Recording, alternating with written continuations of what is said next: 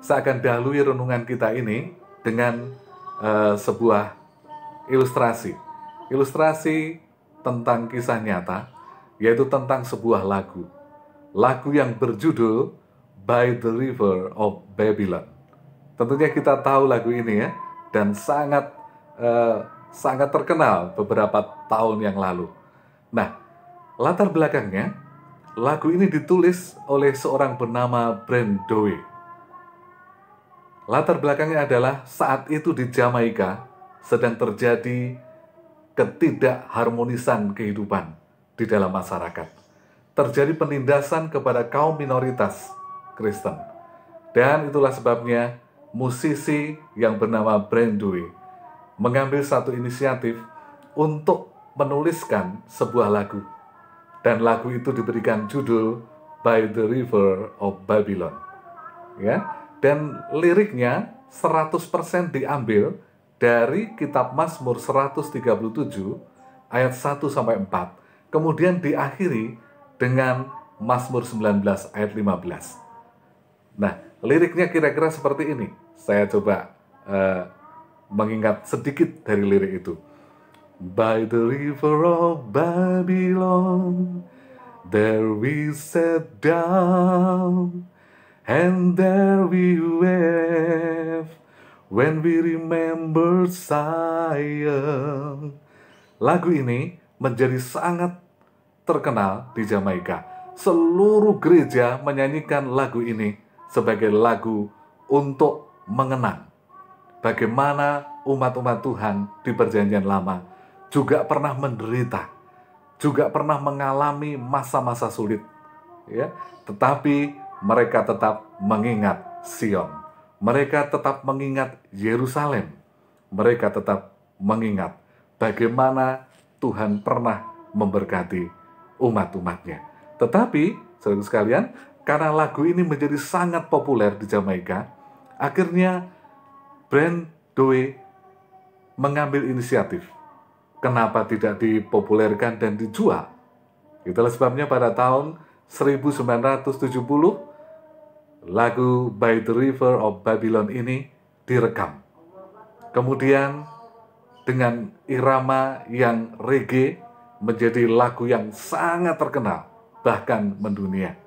Begitu hebatnya sehingga pada tahun 1978 direkam ulang di Amerika sebagai lagu hiburan. Bukan lagu rohani, tetapi lagu hiburan. Dan kita mengenal nama penyanyinya, Boney M. Ya. Akhirnya lagu ini sangat populer bahkan sampai di Indonesia. Bahkan diterjemahkan dalam bahasa Indonesia. Walaupun artinya jadi sangat berbeda. Ya. Masih ingat lagunya? Di tepi sungai Babylon, dan seterusnya. Lagu gereja ini berubah menjadi lagu dunia. Dan akhirnya menjadi lagu hiburan. Tetapi, sahabat ini, kita tidak akan membahas lebih lanjut atau lebih dalam lagu dunia tersebut.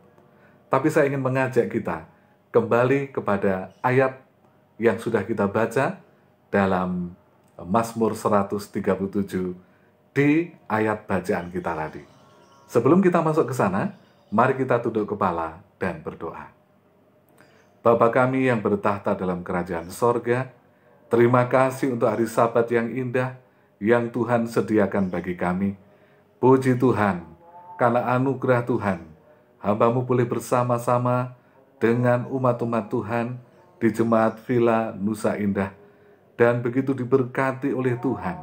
Oleh karena itu Bapa, ketika kami merenungkan sebagian dari firman-Mu, kiranya Roh Kudus menolong kami untuk mengerti hidup kami semakin dekat dengan Tuhan dan lebih bergantung kepada Tuhan di masa-masa sulit seperti saat ini. Terima kasih ya Bapa, mengampuni kami di dalam nama Tuhan Yesus.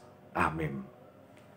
Baik saudara sekalian, sekitar tahun 687 sebelum Masehi, datanglah pasukan Babilonia untuk menaklukkan kerajaan Yehuda. Dan bagi orang-orang Yehuda, bagi umat-umat Tuhan, kondisi itu seperti mustahil terjadi. Kenapa? Karena menurut mereka, Yerusalem adalah ibu kota milik Tuhan. Yerusalem adalah kota Tuhan. Tidak mungkin ditaklukkan oleh siapapun, apalagi oleh orang-orang yang menyembah berhala. Mereka sangat mencintai Yerusalem. Bagi mereka, Yerusalem adalah segala-galanya. Ya, dan sesuai dengan artinya, Yerusalem berarti kota damai. Mereka terpesona dengan keindahan dan keajaiban bait suci dan semua hal yang mulia yang ada di dalamnya. Tetapi saudara sekalian, sayang, umat-umat Tuhan itu lebih mengagungkan Yerusalem dibandingkan Tuhan. Jadi, apa yang diagungkan oleh manusia melebihi Tuhan, pada akhirnya akan diambil oleh Tuhan. Kenapa? Karena Tuhan ingin agar umat-umatnya kembali kepadanya. Agar umat-umatnya dekat kepadanya. Agar umat-umatnya mengandalkan Tuhan, mengagungkan Tuhan, bukan mengagungkan karya manusia. Saudara sekalian, akhirnya Tuhan mengizinkan orang Babel untuk memporak-porandakan Yerusalem.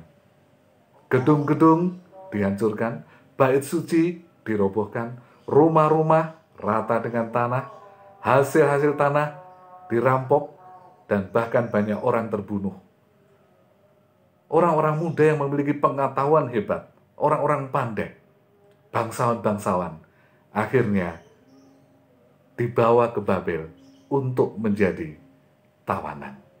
Jadi, pada akhirnya, orang-orang ini, umat-umat Tuhan yang selama ini mengandalkan Yerusalem, mengandalkan Sion, mereka ada di Babel.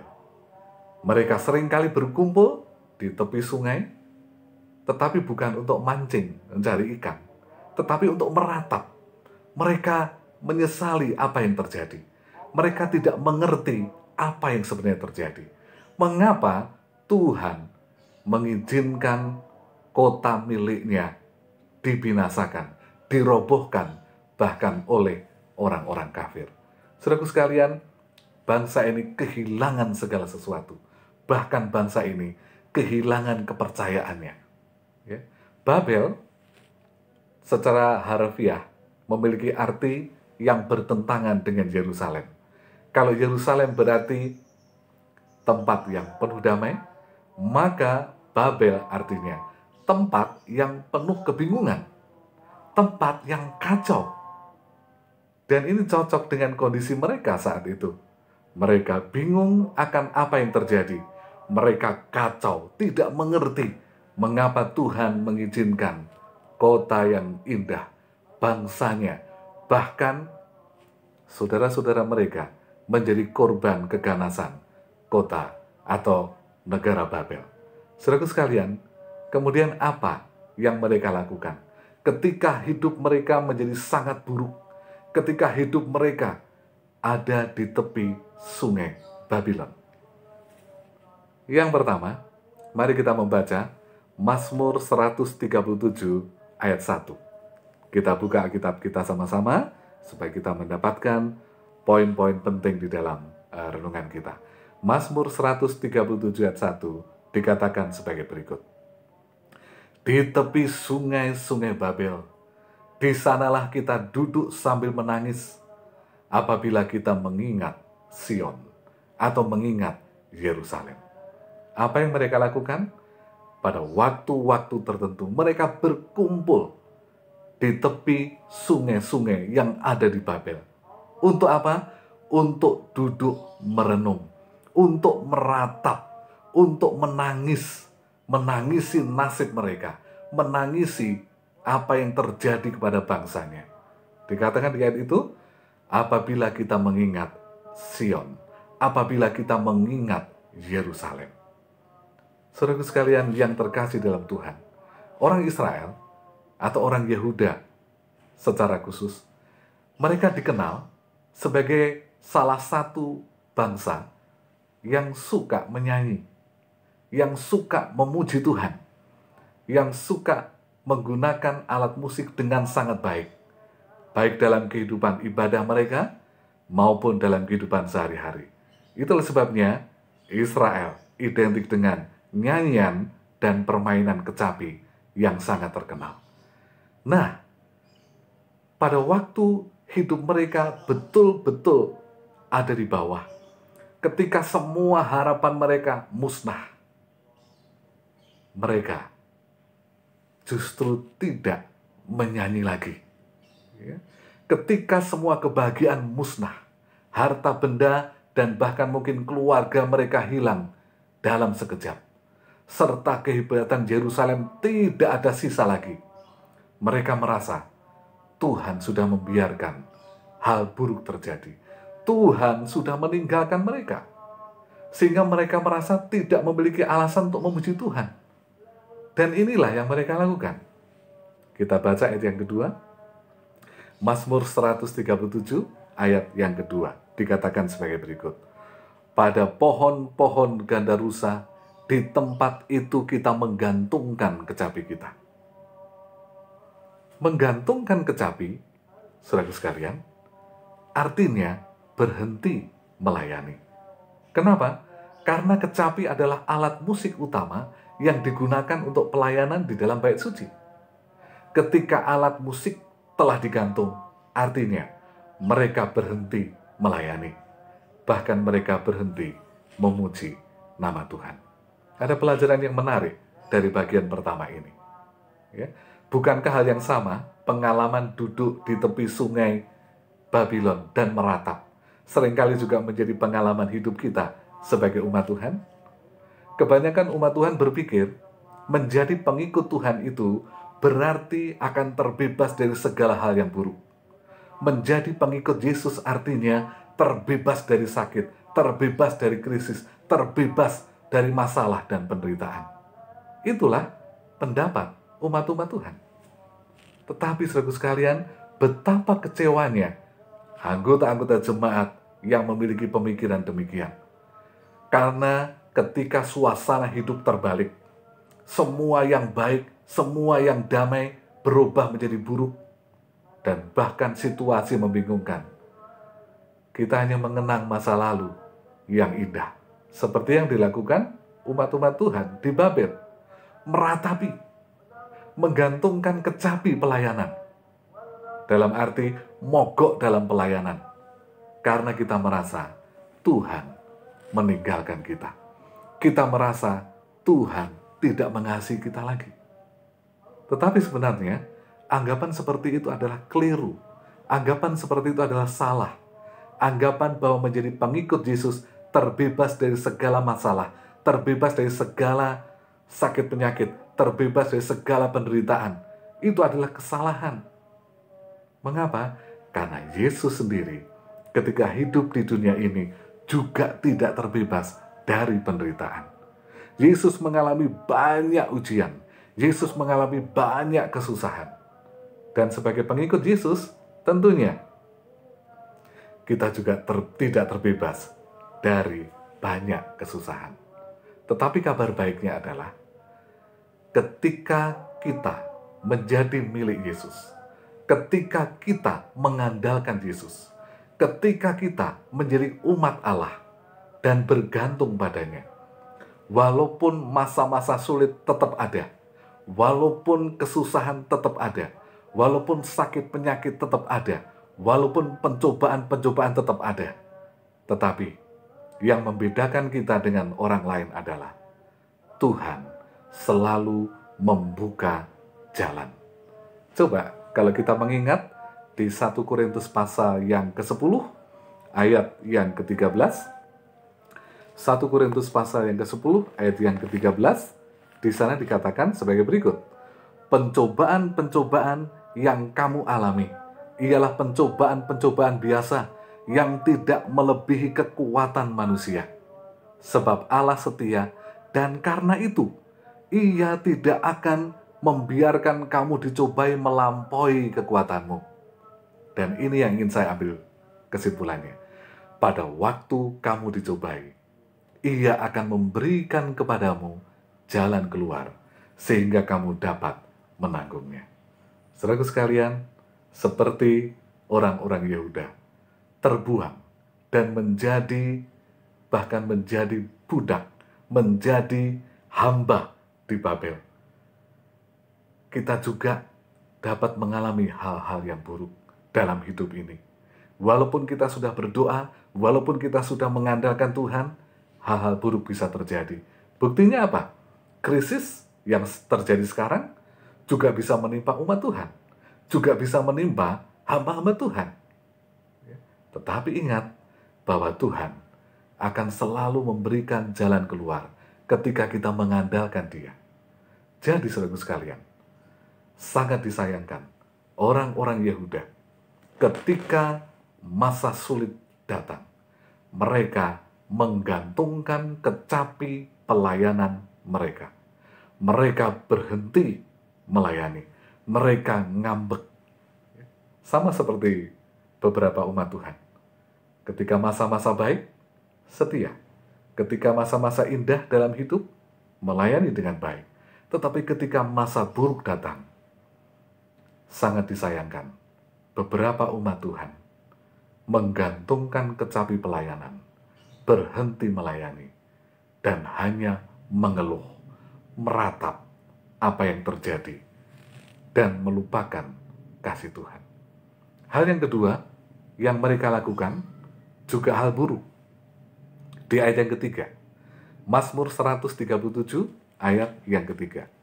Ayat yang ketiga dikatakan sebagai berikut. Sebab di sanalah orang-orang yang menawan kita, meminta kepada kita, memperdengarkan nyanyian. Dan orang-orang yang menyiksa kita, meminta nyanyian sukacita.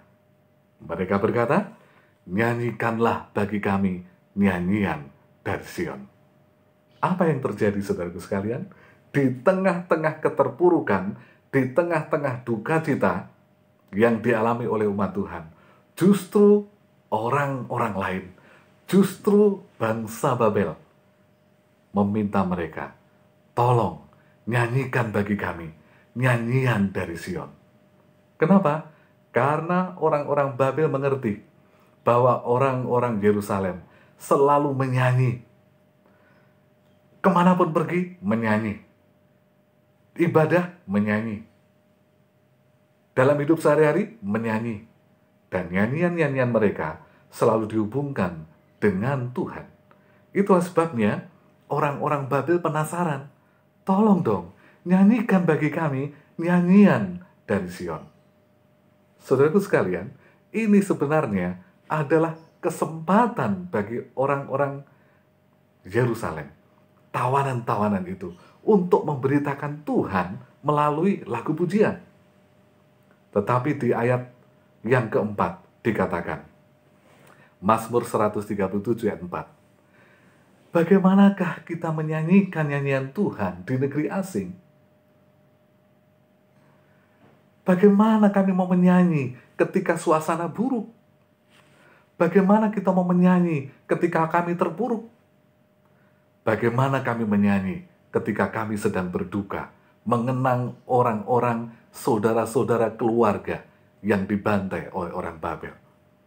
Saudaraku sekalian, orang Babel meminta mereka menyanyikan lagu tentang Tuhan, Tuhannya orang Israel.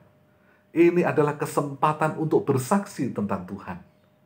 Dalam situasi seburuk apapun, umat Tuhan harus tetap menjadi saksi bagi Tuhan. Dan kesempatan itu terbuka. Justru orang Babel katakan, tolong nyanyikan bagi kami nyanyian tentang Sion. Nyanyian tentang Tuhan yang kau sembah. Tetapi karena umat-umat Tuhan lebih fokus kepada Sion, lebih fokus kepada Yerusalem, lebih fokus kepada kehidupan yang damai, dan bukan kepada Tuhan sumber damai, bukan kepada Tuhan pemilik Yerusalem, mereka menjawab, bagaimana mungkin kami menyanyi di suasana duka seperti ini? Bagaimana mungkin kami menyanyi di suasana bingung, galau? Galau kok suruh nyanyi? Bagaimana mungkin? Saudara sekalian, Ada pelajaran kedua yang kita dapat siang ini. Memang, jika semuanya berjalan dengan baik, jika semua damai, jika semua tenang, jika semua sempurna, kita tidak akan memiliki masalah untuk menyanyi, bukan? Ya, dan kita puji Tuhan, Jemaat Villa Nusa Indah dipenuhi penyanyi, luar biasa. Terima kasih untuk lagu-lagu pujian yang sangat mengangkat hati kepada Tuhan. Tetapi, saudaraku sekalian, ketika situasi memburuk, umat Tuhan seringkali lupa janji Tuhan. Umat Tuhan seringkali lupa Tuhan yang di masa baik selalu dipuji. Dan biasanya, sebelum jalan keluar diberikan, umat Tuhan sudah tidak sabar. Memilih untuk kecewa, meninggalkan pelayanan, dan berhenti memuji Tuhan. Saudaraku sekalian yang terkasih dalam Tuhan, umat Tuhan yang semula di masa baik adalah orang yang setia, seorang yang rajin dan giat melayani. Ketika masa-masa buruk terjadi, bahkan ketika pandemi terjadi saat ini saja, ada yang menjadi bingung apa yang terjadi, ada yang menjadi kecewa, dan bahkan ada yang berhenti melayani. Ada yang memilih untuk berhenti memuji Tuhan. Untuk apa memuji Tuhan? Kalau Tuhan meninggalkan kami, menggantung kecapi pelayanan, berhenti memuji Tuhan. Kita berpikir, bagaimana kita bisa memuji Tuhan di tengah-tengah semua hal buruk? Tetapi sahabat ini, saya ingin mengatakan sesuatu kepada umat-umat Tuhan. Bahwa justru di saat-saat keputusasaan yang terdalam, justru itulah saatnya kita mengangkat persembahan pujian kepada Tuhan. Ketika pencobaan telah memborbadir hidup kita, justru itulah saatnya bagi kita mengangkat pujian kepada Yesus. Dan ketika lagu-lagu pujian kita nyanyikan di masa susah, itu akan menjadi kekuatan. Itu akan menjadi pujian yang menghibur, memberikan kuasa kepada kita untuk melanjutkan hidup bersama dengan Tuhan. Saudaraku, tahukah saudara, jemaat Villa Nusa Indah, tahukah saudara, anak-anak muda yang ada di jemaat, mengapa ibadah kita selalu dipenuhi dengan pujian? Renungan pagi ada lagunya, ya, tutup sabat ada lagunya, Rabu malam ada lagunya, lagu pembukaan, lagu penutup. Sekolah sabat ada lagu buka, ada lagu penutup, ada lagu pujian. Jam khotbah sangat banyak lagu, di setiap bagian ada lagu. Ya. Tapi pernahkah kita berpikir, untuk apa ini? Ya. Ternyata, saudaraku sekalian, ketika kita diajak selalu memuji Tuhan dalam setiap ibadah kita, itu bukan hanya sebuah liturgi, tetapi itu adalah sebuah ajakan. Ajakan untuk terus memuji Tuhan dalam segala keadaan. Ketika kita di setiap ibadah memuji dengan penuh sukacita dan dengan penuh hati, tujuannya adalah lagu-lagu yang kita nyanyikan setiap saat itu akan terekam di otak kita, baik melodinya maupun liriknya.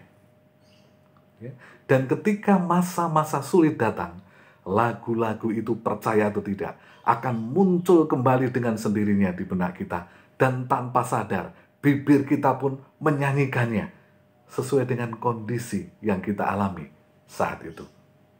Ternyata dengan menyanyi dan merenungkan kata-kata lagu pujian itu, kita tidak hanya dikuatkan, tetapi lebih dari itu, orang lain yang mendengar, umat Tuhan yang tetap menyanyi di kala duka. Orang-orang lain yang tidak mengenal Tuhan, tetapi mendengarkan lagu pujian di kala kita banyak masalah, di kala iman kita sedang digoncang. Ternyata itu menjadi pekabaran khusus bagi orang lain. Tuhan menggunakan lagu-lagu yang kita nyanyikan untuk menyentuh jiwa orang lain. Itulah sebabnya orang Babel katakan, tolong nyanyikan lagu Sion, lagu dari Sion. Tolong nyanyikan tentang lagu Tuhan yang kau sembah. Di masa-masa buruk, justru kadang-kadang menjadi masa terbaik bagi kita untuk menyampaikan pekabaran tentang Yesus melalui lagu pujian. Itulah sebabnya dunia heran. Mengapa orang Kristen ini? Mengapa orang Advent ini? Di tengah-tengah duka kok nyanyi? Ya, lagunya panjang-panjang lagi. 4 bait. Tetapi saudaraku sekalian, tanpa kita sadari, kita membagikan pekabaran tentang Yesus kepada orang lain. Saudaraku sekalian, kita kembali ke ayat 3 bagian B. Orang Babel meminta mereka menyanyikan lagu Tuhan, lagu dari Sion. Orang Babel ini sama sekali bukan pengikut Tuhan. Ya, tetapi mereka mau mendengarkan nyanyian Sion. Nyanyian bagi Tuhan. Bahkan ketika umat-umat Tuhan dalam keadaan buruk. Ini adalah kesempatan bagi umat Tuhan membagikan iman mereka melalui lagu untuk Tuhan. Tahukah saudara bahwa seluruh dunia, seorang-orang yang hidup sekitar kita sedang memperhatikan umat Tuhan dengan sangat seksama. Ketika hidup kita baik, mereka perhatikan. Ketika hidup kita buruk, terpuruk, mereka juga perhatikan. Kalau kita membaca dalam Ibrani pasal 12 ayat 1, Ibrani 12 ayat 1, dikatakan sebagai berikut. Karena kita mempunyai banyak saksi, bagaikan awan yang mengelilingi kita. Marilah kita menanggalkan semua beban dosa yang begitu merintangi kita. Dan kita berlomba dengan tekun dalam perlombaan yang diwajibkan kepada kita. Saudaraku sekalian, Ibrani 12 ayat 1 mengatakan, banyak saksi. Saksi apa? Orang-orang melihat kehidupan kita. Mereka mau tahu, kalau hidup bahagia menyanyi, bagaimana ketika hidup dalam penderitaan? Bagaimana ketika duka datang? Bagaimana ketika krisis datang? Bagaimana ketika kesulitan datang? Masihkah umat Tuhan memuji nama Tuhan? Mereka ingin melihat apakah umat Tuhan tetap memuji Dia ketika kehilangan pekerjaan, ketika sedang sakit, ketika sedang berduka, ketika sedang menghadapi masalah besar. Dan kalau itu tetap kita lakukan, itu menjadi pekabaran besar. Orang-orang akan tertarik kepada Yesus. Saudara sekalian, dunia memerlukan lagu-lagu pujian kita. Dunia memerlukan nyanyian kita kepada Tuhan. Setiap lagu pujian menjadi pekabaran tentang Tuhan. Ketika suasana baik atau dalam masa pencobaan. Lagu-lagu pujian dapat digunakan Tuhan menarik orang lain. Bahkan orang sejahat apapun, mereka akhirnya dapat mengenal kebaikan Tuhan dan betapa baiknya umat-umat Tuhan tetap bergantung padanya. Saya ingin membaca sebuah kutipan dari Para Nabi dan Raja, halaman 567. Nyonya White memberikan kutipan sebagai berikut.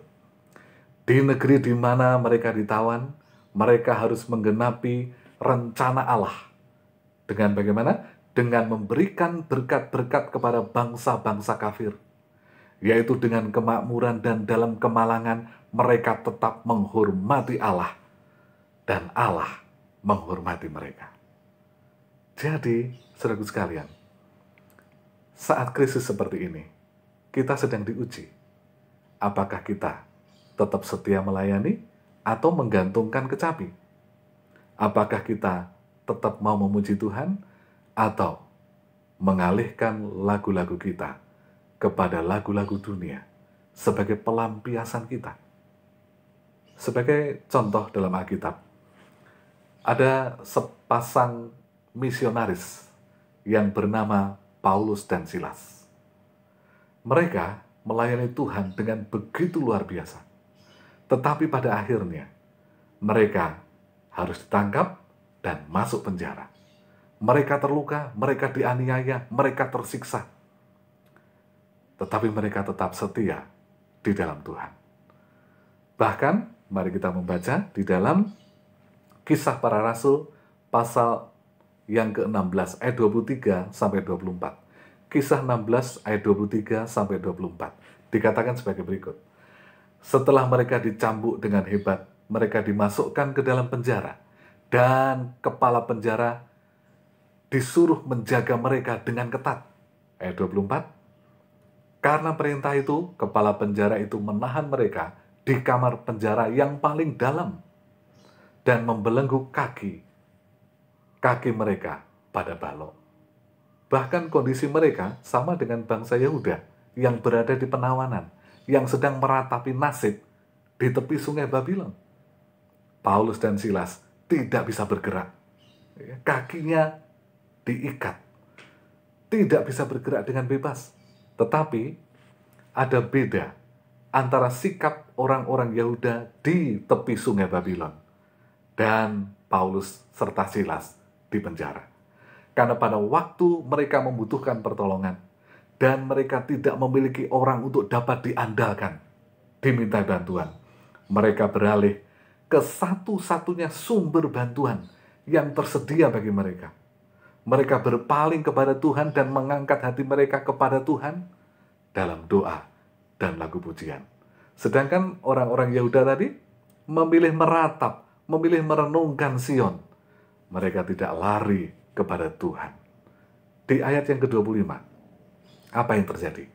Kira-kira tengah malam, Paulus dan Silas sedang berdoa dan menyanyikan puji-pujian kepada Allah. Orang-orang tahanan yang lain pun sedang mendengarkan mereka bernyanyi. Ini menarik sekali. Bagi Paulus dan Silas, penderitaan dan krisis tidak menghalangi mereka untuk tetap memuji nama Tuhan. Mereka tetap bernyanyi dari hati mereka. Siksaan penjara tidak membuat mereka berhenti menyembah Tuhan. Dan hal terpenting bagi Paulus dan Silas adalah kehadiran Tuhan, juru selamat mereka di dalam penjara itu. Saudaraku sekalian yang terkasih, orang yang tetap menyanyi memuji nama Tuhan di penjara adalah orang yang tidak bisa terpenjara. Ya. Kalau kita tetap menyanyi walaupun kita ada di penjara, tapi kita tidak terpenjara. Kita adalah orang bebas karena kita tetap dapat memuji nama Tuhan. Bisa jadi secara fisik kaki dan tangan kita dirantai. Bisa jadi badan kita ada di ruangan yang pengap seperti Paulus dan Silas di penjara bawah tanah. Tetapi mereka tidak merasa terpenjara karena mereka percaya Yesus ada di situ. Yesus bersama dengan mereka untuk menyertai dan memberi kekuatan. Dan yang sangat penting adalah ketika kita bernyanyi di penjara, ada banyak orang yang mendengar. Ketika saya dan saudara menyanyi dalam penjara penderitaan, banyak orang yang mendengar. Dan mereka akan dikuatkan. Mungkin gempa tidak akan terjadi untuk merobohkan penjara kita. Tetapi Tuhan ada, hadir bersama dengan kita. Mungkin pintu penjara tidak terbuka dengan sendiri, tetapi kehadiran Allah lebih dari sekedar pintu penjara yang terbuka. Saudaraku sekalian, mereka terus bernyanyi. Dan hasilnya, orang-orang di penjara itu dikuatkan. Bahkan kepala penjara dikuatkan dan bertobat. Saudaraku sekalian, bagaimana keadaan Anda? Apakah Anda tetap bernyanyi ketika Tuhan memberkati? Atau tetap menyanyi ketika sedang dalam krisis seperti ini? Ya, ayat inti kita mengatakan sebagai berikut. Karena itu saudara-saudaraku yang kekasih, berdirilah teguh, jangan goyah, dan giatlah selalu dalam pekerjaan Tuhan. Sebab kamu tahu bahwa dalam persekutuan dengan Tuhan, jerih payahmu tidak sia-sia. Saudaraku sekalian, apapun yang terjadi, kita harus tetap memuji Tuhan. Apapun yang terjadi, kita harus tetap mengandalkan Tuhan. Selain itu menjadi kekuatan kepada kita, menjadi berkat bagi orang lain, dan menjadi pekabaran bagi orang lain. Di ayat ini dikatakan, persekutuan dengan Tuhan tidak akan sia-sia. Apapun yang kita lakukan, 1 sen pun yang kita korbankan dalam pelayanan, akan dihargai oleh Tuhan. Keringat yang bercucuran dalam pelayanan bagi Tuhan, berharga di hadapan Tuhan.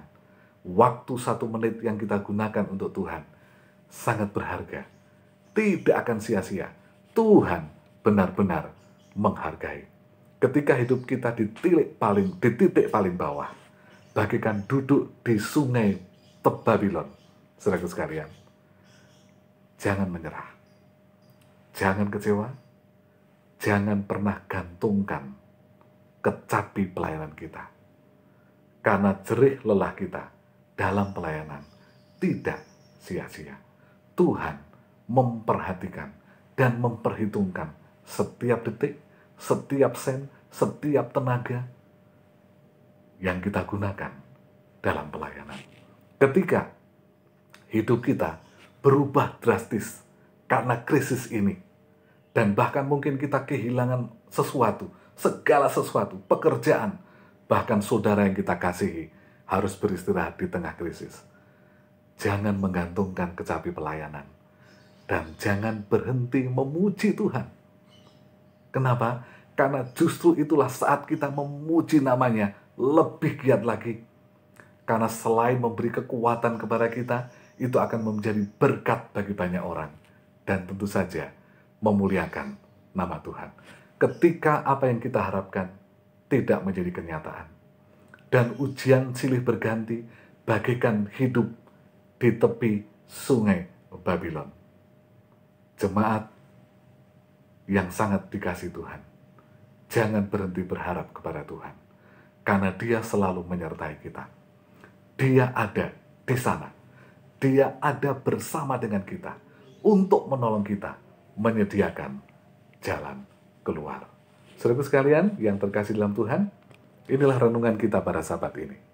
Ya, sekali lagi, jangan pernah gantungkan kecapi pelayanan, kondisi apapun, tetap setia dalam pelayanan.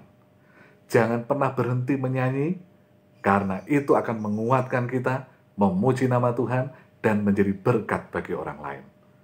Ingat, kita adalah umat pilihan, umat yang dipilih untuk pelayanan, untuk memuji Tuhan, dan mengabarkan Kristus kepada orang lain. Kiranya Tuhan memberkati kita semuanya. Amin. Amin. Amin.